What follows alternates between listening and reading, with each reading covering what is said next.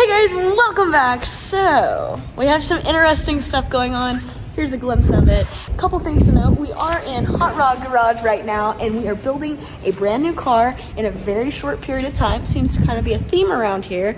And thirdly, it is for Roadkill Nights, powered by Dodge. And we will be returning to Woodward in Pontiac, Michigan, August 13th for a Hellcat Shootout. So last year, Dad and I built a big tire Hellcat Challenger.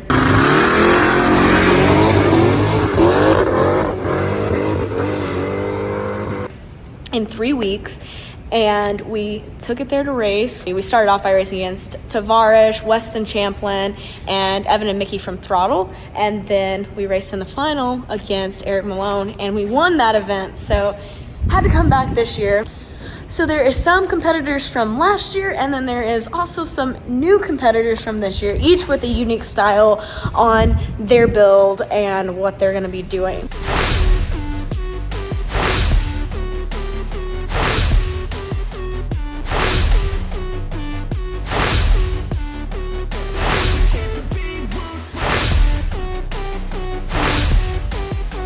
So ours behind us is almost as crazy. Actually, it's a little bit crazier than last year's because it is a full chassis build. Like, as you can see, it's a shell. We are about, it's July 15th, and the race is August 13th. We have to ship the car by like August 6th. You guys do the math. There's not much time.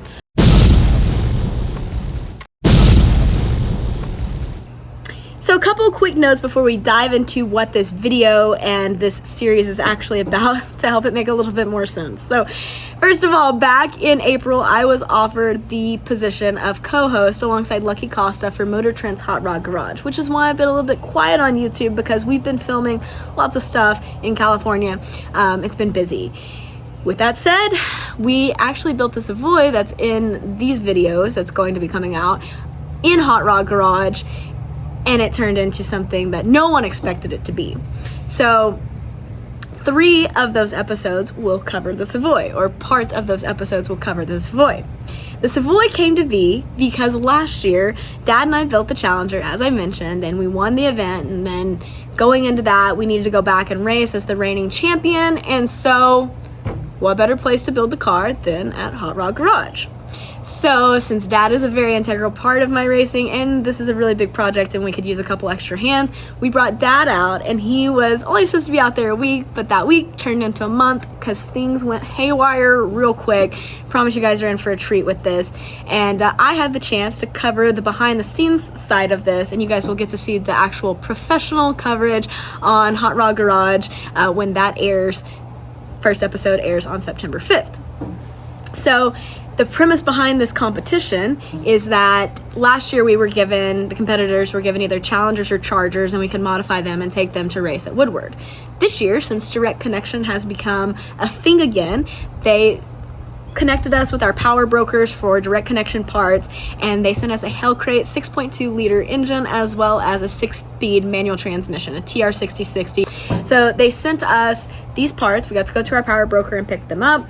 There was myself along with 8 other competitors. The 8 competitors will race each other, and then I race whoever wins that for holding my reigning champ title. So that's how this is laid out, and basically we were given the Hellcat engine and the transmission, and we had to build the car around it. It was up to the competitors to choose what they wanted to do. So hopefully that makes a little bit more sense, but I promise, like I said, you guys are in for a treat because this did not go according to plan or even close to what the plan was. So here is our 1955 Plymouth Savoy shell. It was not in this good of a condition when we got it.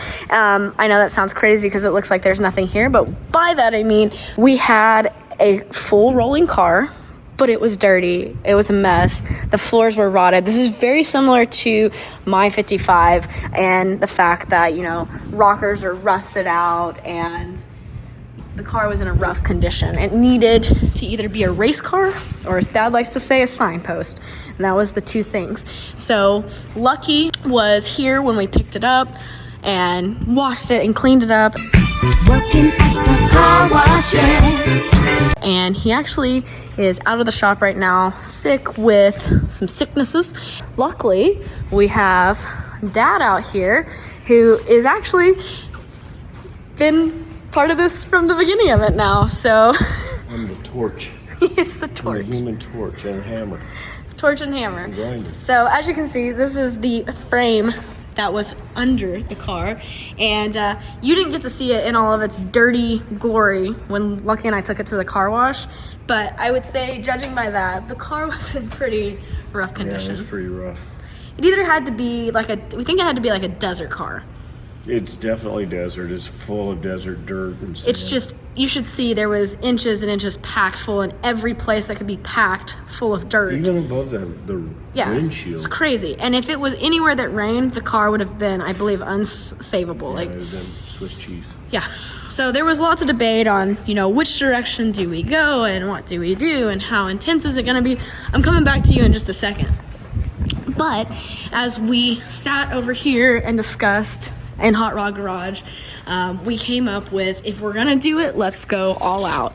This is mine and Lucky's drawing when we decided to dive into this, but since it's gonna be Woodward, we're gonna go with the same formula as last year. It's a pretty much unprepped surface, very marginal surface as well.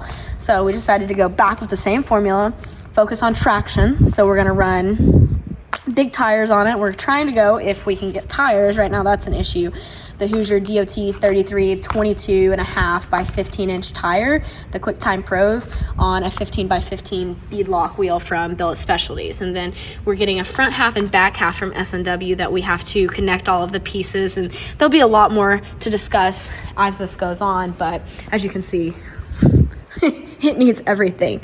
So the past couple days, Dad and I whipped up this frame jig, just like what we used on the 55, and got the body all mounted and squared up and ready to be worked on. We're actually delayed again as we wait on a front and back half. It got stuck in shipping. So when that gets here, hopefully in the next couple days, it'll be ready to drop in. We're getting ready to box in the rockers and then bedline the inside. So sooner than later, this is gonna look really good, but there's a lot going on. Parts are coming in every day. There's a ton of stuff. We got a nice I Did It steering column here, and just list. And this is a massive project to undertake, but it's a great team here at Hot Rod Garage and good resources for what we're working with. This is David. Hello. Hi. Hi. How's it going? Pretty swell. How's parts ordering going? I got that steering wheel that you wanted. Thanks. It was obviously sold out from many places, but we ended up tracking one down. Is that not a common theme with this? Yes, the common theme is everything is sold out, so we end up finding things from really weird places and vendors we didn't even know existed, which is great because then we get to add that to our vendors list for later. Isn't it a nightmare though, parts-wise right now?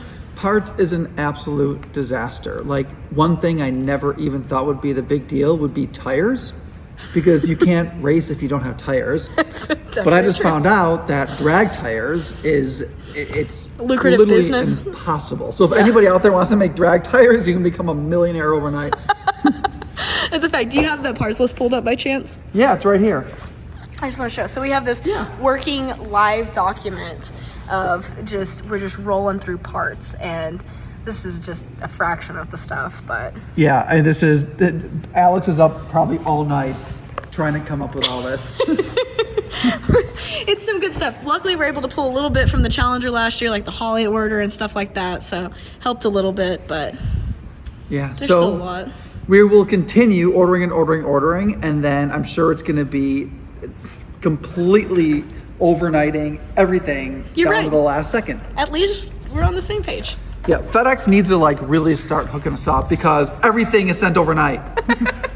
Okay, we'll touch base as this continues. Okay, so this is legitimately very similar to the 55 as far as project undertaking in a lot less time. Well, look at it. It looks exactly like the 55 a little over a year ago. And if you guys are watching this right now, you probably watch the 55 build videos and you know that that's a lot of work.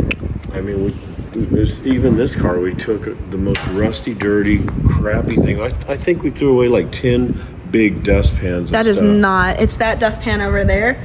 See it? Huge. That one? Yeah, it's heavy. Just dust and dirt. So we've got, I don't know, 3 or 4 days in cutting this thing up and getting a jig built, getting it on a jig, straightened up. Yeah. And it's perfect, I It's might add. super square. The car's actually... It's like perfect. Yeah, so we've got the S&W kit coming for the front half and the back half. But with that said, it is kind of store-bought, kind of customed, but kind of store-bought at the same time. So there's a lot of unknowns on how stuff's gonna fit still. Well, we know this. We can take their rear clip and set it in there, weld supports, set the front clip in there, weld supports, and we just connect the dots. Yeah.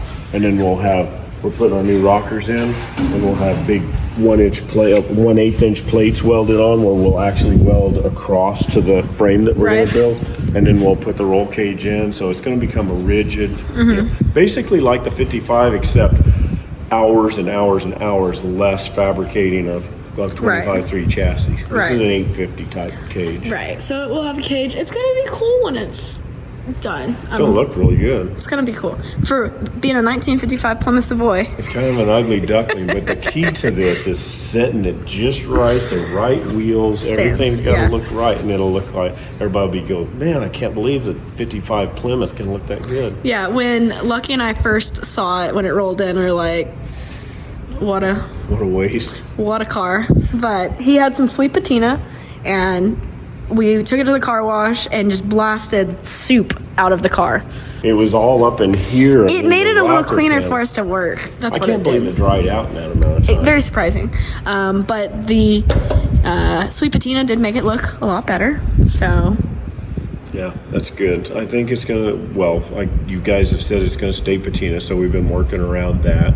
yeah. And if we can get new chrome and trim and light, it'll have that patina look, but you can tell it's not a junkyard car. It's actually got nice Yeah. trim and stuff. Lots happening today on the Savoy, and there is a lot of progress that needs to be made, but something that should be a little bit easier than what's going on over there is picking up our parts from our local power broker, which is Glenn E. Thomas in Long Beach. So getting ready to take a pretty nice ride over and pick up our parts, the direct connection parts. We have a Hellcat Red Eye engine sitting there with a 6-speed manual transmission and all of the wiring to make all of that what would be a plug and play situation, except our actual car back there is not necessarily a plug and play car. All right, so getting set up here with some cameras and all of that goodness, but pretty pumped. It's gonna be a fun ride. Not my truck, obviously. It's actually your truck. Big blocks. Let's go. Big blocks. Let's go. We're not picking up. It's kind of, is that sacrilege technically? Not to me. Chevy guy. Fair enough. Probably not ready for this video. That's what I'm saying. It's okay though. We're good to rock. Perfect.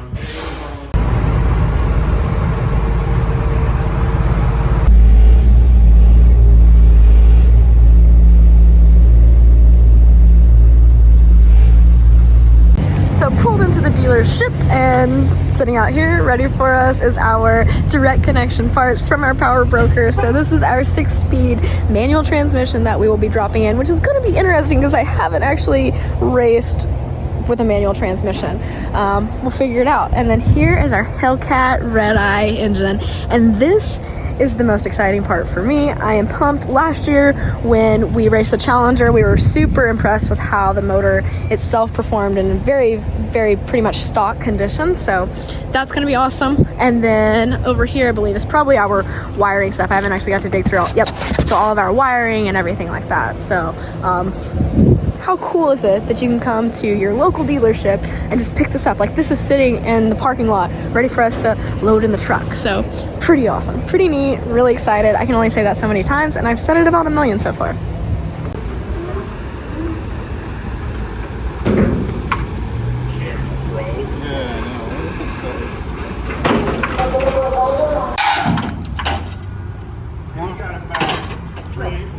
Yeah, it might be. Yeah, with the, yeah, do that. Right. His side has some real estate. Up front, he's got some real estate. All right, it is back. It made it. Looks pretty good sitting in there. This is 807 horsepower, That's a lot. we're gonna have more. You're not going to tell the secret. Oh, everybody knows we're gonna have nitrous. You don't know how much. Yeah, I didn't say how much. We're just gonna have more horsepower though. But the same formula still applies. It's traction, weight, then horsepower. And then here is our 6-speed manual transmission, which I'm not necessarily excited about, but we're gonna make it work. It's supposed to be the diggity dog. I've never raced manual though. Yeah, it's going to be interesting. The top dog, whatever, Tremec bad boy transmission. Sunday in Hot Rod Garage, we got the rockers boxed in. We got the car finally cleaned up. I'm sure we can find more dirt. My eyes are full of another pound of it. Yeah, there is a lot. I used to dirt. think that Oklahoma cars were the dirtiest because I had a bunch of them come out of Oklahoma and there's just no end of the dirt. But this California car, It's insane. it's worse, I think. There has been so much dirt, and just as soon as we think that we've cleaned it all up, there's more dirt. Oh, But just keeps blowing out. Every time I blow, it blows back in my face as dirt and rust. we're running out of places. We've cut a lot of those Don't places. say that. We're going to That's true. seal them up with black bed liner. That's true. Rockers are boxed. That looks good.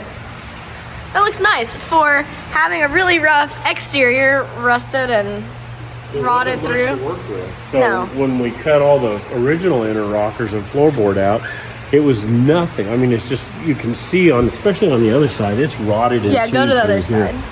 So, we don't have time to do new ones or buy new ones. I doubt that you can buy them. We'd have to make them. But it also goes with the patina of the car.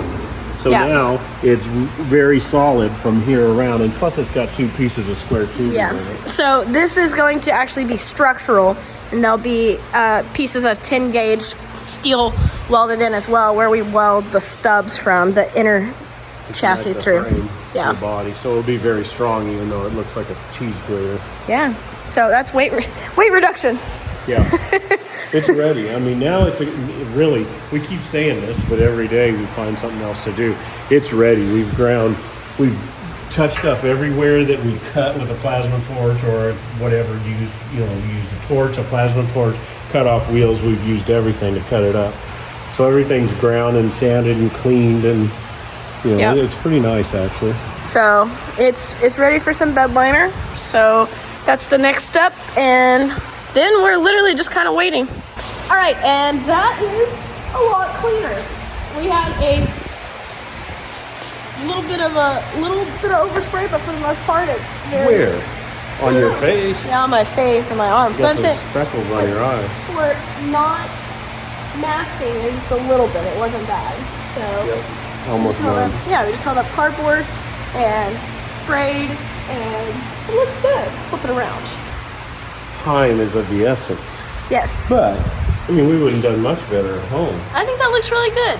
Looks great. This is actually a different brand than what we normally use. We usually use Raptor liner. This was called Smart Smart liner. liner, but it was a Raptor gun. So it kind of has the same texture. It's hard to It's a see. little smoother, but You can it's also a little blotchy, so I had to go back and put a can over the top of it. But it looks good. It looks fine. What are we apologizing for? I'm not apologizing. I think it looks good. But All it needs is a clean. chassis in there yeah, so and seats. seats and a motor and transmission and there's a lot of stuff. I feel good about it now. Like looking at it, I'm like, okay, we're finally 1 week later. We're at a good starting point. Well, we're here. Look at how goofy this dash is. So you've got a couple gauges here, and then your oil pressure and engine temperature is over here.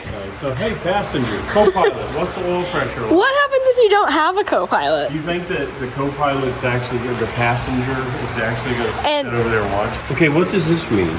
Does that say pan or fan? That says pan. P-A-N, what does that mean? I think there's a typo. And it's the lights, so there's headlights and pan lights, whatever a pan is. When you don't have room to spell out lighter, you get a liter. Or a litter? I don't know.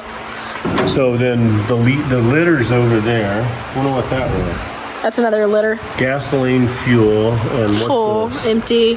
That's That's empty. There's nothing in there. This was turbo boost if you had that option. Oh, perfect. Okay, so the front and back half of the car showed up, but as you see, it is a kit. Legitimately a kit. Thought it was a clip. Ingredients. It's ingredients to a front half. Also ingredient. The back half looks a little bit more back halfy, you know? We see something. But the rest is, it's pieces. All right, so as you guys saw, S&W kit came yesterday. We had a little bit of a, not panic, but a little bit of question when it showed up, and all we saw was what looked like a back clip, and it didn't look like the front was there because we thought a front clip was showing up. Well, it showed in the picture that it had, we thought it was 2x3 as well. It's true. So we had to change our plan yesterday quite a bit. So we're kind of building a chassis. It literally, it's a kit. They basically provided a front clip kit. The kit being a bunch of straight tubes. That's But- so the pieces are here. So they did supply a rear clip. That's what threw us off, because I guess they ordered a front and a rear clip. The picture shows the front clip is an assembly, and it turns out it's a bunch of tubes, which we didn't inventory right away because we were looking for 2x3 square. Yeah. Or rectangle. So this was welded together, but unfortunately, it don't fit. So not sure exactly if this is made to fit a different car or what, but we were working with a very limited time frame on what could make it, and this clip did make it, but there is some modification that does have to be made. Yeah, it's a little small, a little narrow for our big old 55 tank. Yeah. It'd work in a Vega or something. As you can see here, the stubs out of each side are a little bit short, and then the back is a little bit short as well. Not the same thing, 3 inches all the way around. So we came into the shop. We're working a little bit extra because once it showed up, it was like, we got a lot of work and a little bit of time to do it, so we need all of the hours that we can get. So 4-link it's a little bit different than what we would build if we were going to build it. The bars are a little bit short, and that would be, as is right there, max adjustment. So when we say that, like, yes, there's more holes, but to get the right adjustment for it working. Unfortunately, all the holes are this way, and we need holes this way. Right. Actually, I want to extend and put another hole up here, and then we want to extend the back brackets and move them down. So we got to do some modifications. Yeah, so what you're going to do is you're going to draw the radius and the bracket on the bottom back there for that bolt, and you're going to extend a couple more bolt holes down and have Sling Cut Sin make the parts while I'm doing other things. As you can see, the green lines, everything's set by the laser right now. You can see it going through here, so it's set square with the car. There's a mark on, if you notice the mark right here, look how cool that is. Boom, right in the center of it. So it intersects that one over there, so that gets our center line and our height on our rear end. That gives me a place to measure from to the frame rail, so everything is squared up, and I just got to take it out and take it apart and extend everything now. There's a lot of reinforcement that's going to have to happen to add some structure back to it. Well, this part back here is supported by 1x1 tubing right now. If you take that tubing out, the quarter panels tend to droop down a little bit, so that means that there's really no support back here, because these, I don't want to shake it because of things on laser, but these are just loose. So if I just tie it at the front and tie it at the back, they'll still go up and down, and the frame will move with it. So there's got to be, reinforcing put in several places. The roll cage is what makes all of this tie together. So nothing is strong until everything is connected together. And then this was really not intended for the way we're doing it, so I'm going to end up putting some extra bars in to strengthen it up. I don't want to build a 25-3 out of this chassis, but it's going to be a little closer to that. So the point of all of this is I'm going to be building a frame. You're going to be building a cage. Like, chassis and a cage. It's a lot. It's a lot of work, but universal stuff just doesn't work when we don't build universal cars. That's the thing. We're doing so much different than what that cage was built for.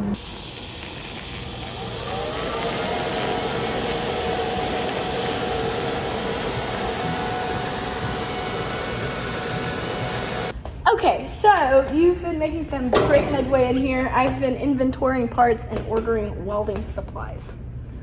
And we've got parts coming. This is coming along, so I'm gonna flip it around. What you thinking? I'm just listening. What you thinking? I'm thinking I'm about ready to weld this chunk in. Yeah. It's a little crooked, but I'm gonna fix it. Okay, so nice extensions here. Very swell. Did that on 3.5 inch on each end and 3 inch out the back. So now I just have to do some final grinding, slide it back 1/8 of an inch, weld it on both sides, and it doesn't come out back there exactly square. So I guess I'll have to weld it at the front because this cross member is more important than back there, and then ratchet strap it and try to pull it over into shape, which Yeah. may prove a little bit hard, but we're gonna give it a shot. a little difficult, but it's okay. The plates are also welded in for mounting and everything, so that's good to go. You can see that one up there. So the rockers are structural components now. They're gonna be the body mount. They are bad boy rigid. Did you guys already pull it all the way back? No. Okay. So this motor was all the way up there. Science entered the chat. Science. Weird science. Are we pulling into the tailgate? Yeah, mix well. Don't pull it to the floor. Nice work. Strong people. Weighs a ton. It's a lot of motor. Just ask my shots. Yeah, your poor truck. Yeah, your tailgate. Okay, and that's it for this video. As you can see, day by day, the project got a little bit more complicated. We kept running into things that we didn't know we were going to run into, like parts not being there, or parts that got there weren't what we thought they were going to be, and it's already starting to pick up in the complicated area. That's just the beginning, because in the next video, just wait. We have to shuffle shops, and we have to basically build a shop to build our car. It's insane. I can't believe we did it. Looking back, we did this car in 28 days, 28 days, and we worked against all the odds. So make sure to check back for the next episode. Thank you guys so much for watching. I'm having fun getting to put these out so you can see the behind the scenes. But as always, be happy, go fast, and stay pretty. I will see you guys next time.